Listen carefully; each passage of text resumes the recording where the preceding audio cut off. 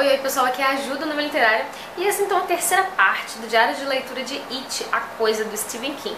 Eu terminei a leitura, gente, mas como eu não havia publicado pra vocês nenhuma outra parte do diário de leitura, porque eu acabei terminando muito rápido, eu não consegui gravar e tudo, então eu resolvi gravar essa terceira parte antes de fazer a resenha, só pra falar pra vocês, assim, no geral, o que eu achei no fim das contas e o que tinha nessa parte final que eu li e tudo, sem dar spoilers. Calma, gente, que eu sei que é difícil, eu não vou dar spoiler, assim, 100%, tá?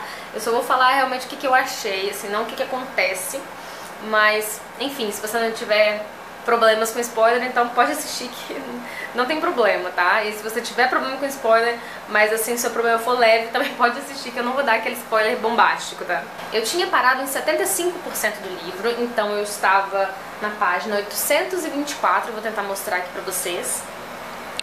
Eu estava nessa página aqui, 824, e aí eu li mais ou menos umas 60 páginas, 60, 70 páginas, eu parei aqui no 899, aí desse 899, então eu li todo o resto, até a 1100, mais ou menos umas 200 páginas, né? E eu queria primeiramente já preparar vocês emocionalmente, porque o livro ele mexe muito com o seu emocional, mas ele não dá medo, assim, pelo menos eu não senti medo. Então assim, muita gente ficou me perguntando aí nas redes sociais e nos comentários aqui no YouTube que, assim, tem medo de ler e tal, perguntando se dava medo realmente, então se era tranquilo de ler por conta disso, do terror, mas gente, eu achei assim super tranquilo. Eu não fiquei com medo, acho que em parte quase nenhuma, porque eu acho que o foco do livro não é esse. Apesar de ser um livro de terror, né, eu acho que assim, o foco, na verdade, do livro está nas crianças, na adolescência deles, na amizade deles, na infância, e sei lá, na história de Derry em si. Então eu acho que o foco não é o terror, não é o medo. E aí por isso eu acho que não dá medo, porque assim, fala mais sobre eles. 90% do livro é falando sobre a cidade, sobre os personagens principais lá, as crianças. Então eu acho que assim, 10% são as cenas onde aparece alguma coisa que pode dar um medinho, mas assim, ainda assim, gente, não dá aquele medo, porque a coisa em si, ela se personifica do seu pior pesadelo. E aí, no caso das crianças, o pior pesadelo delas era tipo Múmia, o lobisomem americano, que era um personagem de um filme que eles viram no cinema, que era tipo lobisomem que ficava assim, em pé igual gente, usando a jaqueta de colegial. Então, são coisas assim, muito infantis mesmo. Então não chega a dar medo, bom, pelo menos pra mim, não deu medo. E aí eu acho que é tranquila a leitura. E sem falar que, como eu falei pra vocês, aparece assim, uma coisa muito pontual. Aparece de vez em quando. Então a maior parte do tempo da história é falando sobre a cidade, sobre a infância daquelas crianças. Mas violência tem muita. Porque assim, o livro ele foca praticamente em todos os tipos de violência, sabe? Todas as formas de violência e crueldade humana. Então isso é um pouco pesado, porque assim, tem crueldade contra homossexuais, contra negros, contra crianças, contra mulher, sabe? Nossa, tem muita coisa contra violência contra a mulher, sabe? Tipo assim, é muita violência, então nesse aspecto realmente é um pouco pesado, mas não é de dar medo, assim, entendeu? Então assim, eu gostei muito, muito desses aspectos, porque mostra assim como o ser humano pode chegar ao seu extremo de ódio, raiva e, sabe, crueldade. Então isso é muito bacana, no sentido, é óbvio, gente, que eu não acho isso bacana, mas assim, no sentido de você ter essa visão, esse panorama, né, da natureza humana. Então isso é bem legal. Eu acho que o Stephen King, pelos livros que eu tenho lido dele, ele aborda muito isso. Então em todos os livros que eu tenho lido dele, ele sempre tem essa pitadinha assim de digamos assim, que seja uma ironia, uma coisa meio que uma crítica, né, à sociedade, uma crítica ao ser humano em si. Duas personagens principais, os que eu mais amei, assim, foram, acho que o Bill, que é o Bill Gago, que ele é tipo forte e bom, sabe?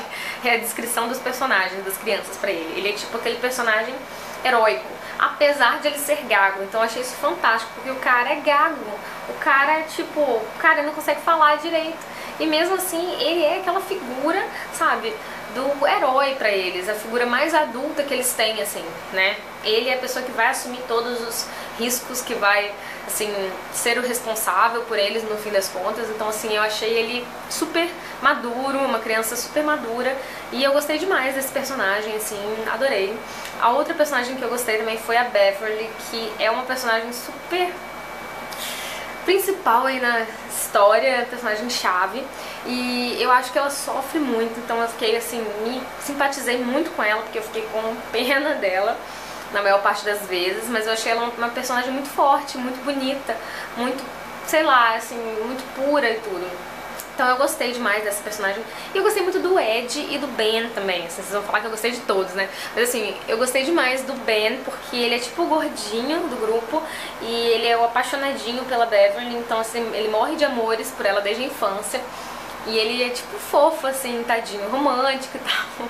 E o Ed, eu gostei muito porque ele também é um personagem cheio de problemas, assim, psicológicos por conta da pressão da mãe e tudo mais.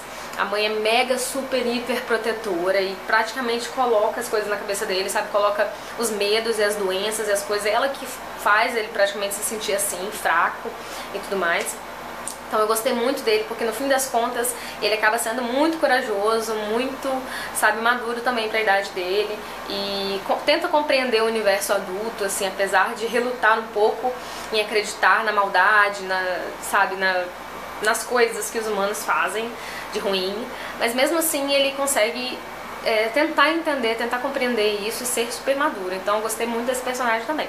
Os personagens que foram deixados meio de lado, assim, que eu acho que não é que não foram tão bem trabalhados, mas eu não me simpatizei tanto, foi o Stan e o Richie. O Richie até mais do que o Stan, porque o Richie aparece mais, né? Fala-se um pouco mais sobre ele do que do Stan, na minha opinião. Então até que eu gostei até um pouquinho mais do Richie do que do Stan, mas esses dois ficaram meio que em segundo plano pra mim. E vamos conversar então sobre o final. Muita gente disse que não gostou do final, que foi decepcionante, coisa do tipo e tal. Eu não achei, tá, gente, decepcionante. Eu achei super legal até, bem criativo. E eu consegui compreender que aquela coisa, o formato que a coisa toma, que eu não vou dar spoiler aqui pra vocês, mas é uma forma de uma coisa, de uma criatura. E as pessoas não gostaram desse final com essa criatura desse jeito. Mas eu achei que essa criatura foi uma coisa meio que simbólica, porque as crianças elas não conseguiriam ver a coisa em si, sabe? Como que era a forma dela de verdade.